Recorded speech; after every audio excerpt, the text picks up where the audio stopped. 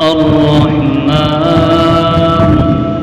علم القرآن خلق الإنسان علمه البيان بسم الله الرحمن الرحيم الحمد لله رب العالمين وبه نستعين والصلاة والسلام على رسوله الكريم أما بعد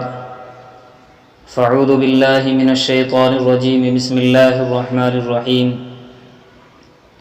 وَلْتَكُنْ مِنْكُمْ أُمَّةٌ يَدْعُونَ إِلَى الْخَيْرِ وَيَأْمُرُونَ بِالْمَعْرُوفِ وَيَنْهَوْنَ عَنِ الْمُنْكَرِ وَأُولَئِكَ هُمُ الْمُفْلِحُونَ وقال رسول الله صلى الله عليه وسلم كلكم راع وكلكم مسؤول عن رعيته او كما قال عليه الصلاة والسلام۔ معزز سامعین، آج کی گفتگو کا موضوع ہم مسلمانوں کی ذمہ داری ہے، یعنی معاشرے میں صلاح و تقوی، اتحاد و اتفاق اور بھلائی اس وقت تک باقی رہتی ہے جب تک ایک جماعت خاص دعوت و ارشاد کے لیے مخصوص ہو، جس کا وظیفہ ہی یہ ہو کہ اپنے قول و عمل سے لوگوں کو کتاب و سنت کی طرف بلائے، اور جب لوگوں کو اچھے کاموں میں سستی یا برائیوں میں مبتلا دیکھے تو بھلائی کی طرف متوجہ کرے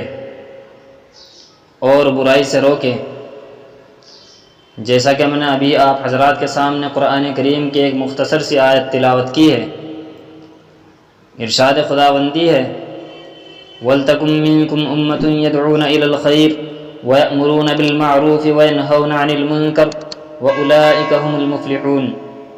سورہ آل عمران کی آیت نمبر 104 ہے۔ اس کا ترجمہ یہ ہے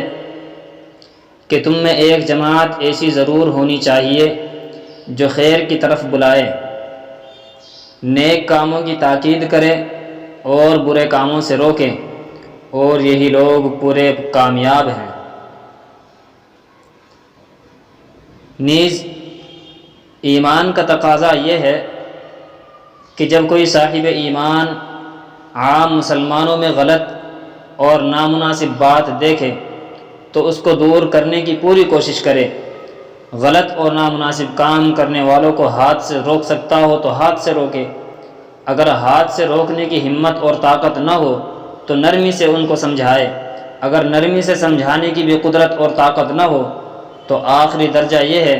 کہ دل سے اس کام کو برا جانے اور غلط کام کرنے والوں سے دور رہے۔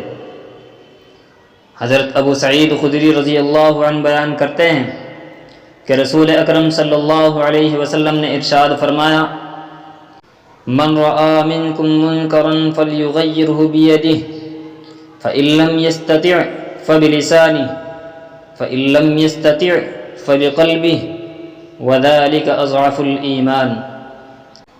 تم میں سے جو کوئی خلاف شرع بات دیکھے تو اپنے ہاتھ سے اس کو بدل دے، اگر اس کی طاقت نہ ہو تو پھر زبان سے اس کو روکے، اور اگر اس کی بھی طاقت نہ ہو تو دل سے اس کو برا جانے، اور یہ ایمان کا کمزور ترین درجہ ہے۔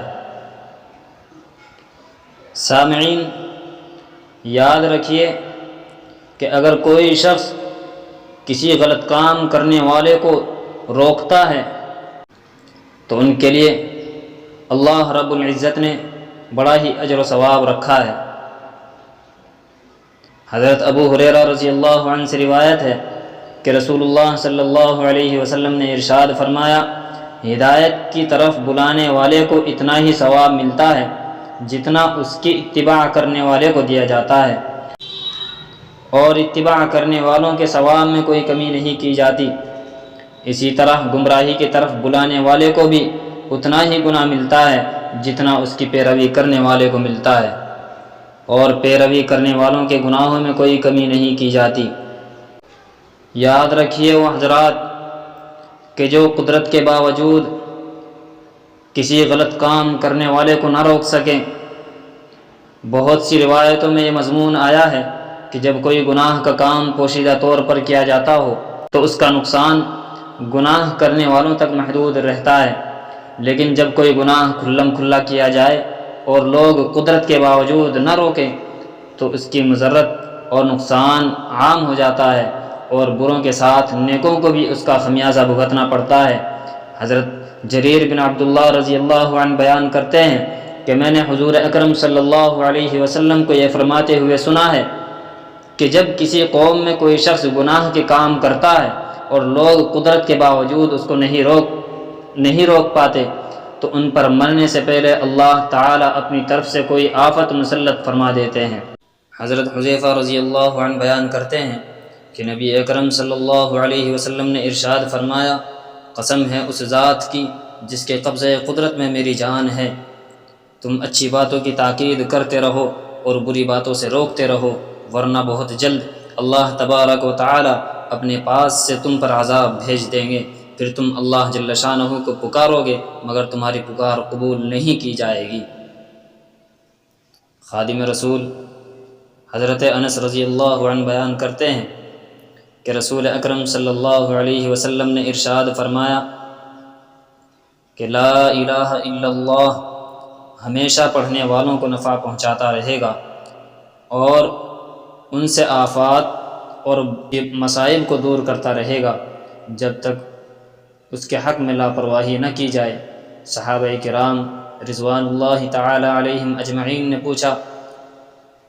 یا رسول اللہ کلمہ طیبہ سے لاپرواہی کیا ہے؟ تو آپ صلی اللہ علیہ وسلم نے ارشاد فرمایا کہ اللہ تعالیٰ کی نافرمانی کھلم کھلا کی جائے مگر نہ اس پر نکیر کی جائے، یعنی نہ اس کو بدلنے کی کوشش کی جائے۔ اللہ تبارک و تعالی مجھے بھی اور آپ حضرات کو بھی گناہوں سے بچنے کی اور گناہ کو کرنے والے کو روکنے کی اور گناہ کے کام کو، غلط کام کو دل سے برا جاننے کی توفیق عطا فرمائے، اور اعمال صالحہ کو کرنے کی زیادہ سے زیادہ اخلاص اور للہیت کے ساتھ میں توفیق عطا فرمائے۔ وآخر دعوانا ان الحمد للہ رب العالمین۔